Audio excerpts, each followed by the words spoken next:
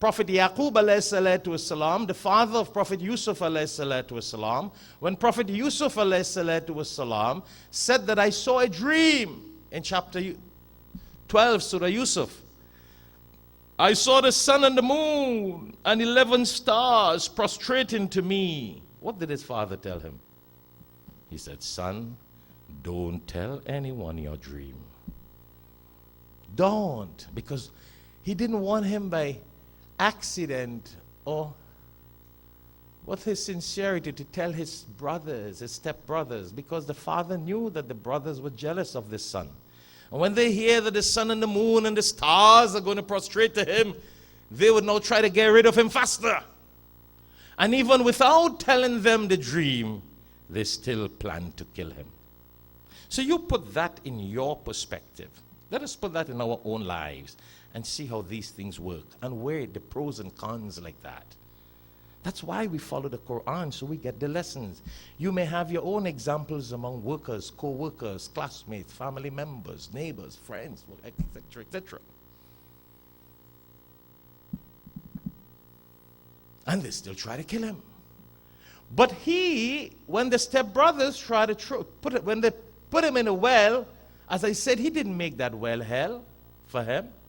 That well, he was positive in his thought in Allah. That well became a means for him to go. It was in transit. You know, like you in transit in California to go somewhere else, or you in transit in Atlanta to go to Chicago. It was just in transit. It was an in-transit operation for him to move on to Egypt. Allahu Akbar. When the caravan came and the travelers picked him up and took him there. Then when he went to Egypt, he was sold for just a couple pieces, for nickel and dime. And then a wazir, a minister in the government at that time, in the Pharaoh's government, bought him, looking like a good-looking, nice young man that would be of some asset. That also became a means now for him. What was that means? That was the means for him to become the most powerful man in Egypt. Even though he was not the Pharaoh, he had the authority and power like the king. That was given to him. When the wazir brought him, the wazir's wife got a 9 yards of her falling in love with him because he was nice and good looking, honest, devoted, good, righteous, pious man. But because he never reciprocated that love, there's a long story where she tried to chase him, where she chased him and tried to hold him, seduce him, and then she turned around and told her husband, look at what he did to me. That was a means for him to go to jail. Yusuf alayhi salatu wasalam, the prophet of Allah. This is a Quranic lesson. This is not some Indian kahani or some movie. This is a lesson that Christians and Jews and everyone all over the world follow.